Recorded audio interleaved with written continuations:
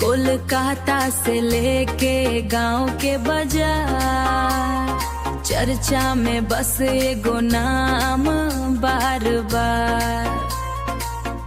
रोजगार शिक्षा के होखे बात, जनता मांगे अब विकास के साथ।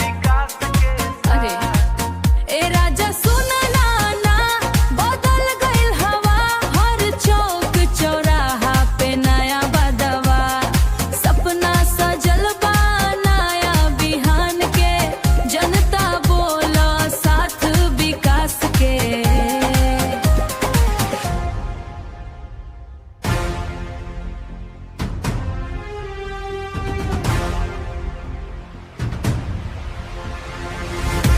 ढोल जे नगाड़ा बाजे, कमल वाला झंडा साजे।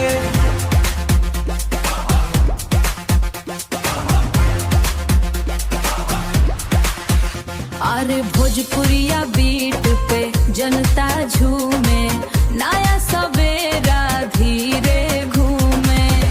बंगाल में बीजेपी सरकार हो, हर गली में कमल के बहार हो।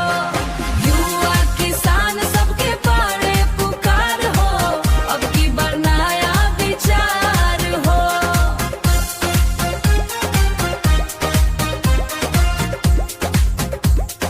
गाना बाबस मनोरंजन खातिर, सबके सम्मान सबसे ऊपर। मिलजुल के देश बढ़ाई, प्यार से आगे बढ़।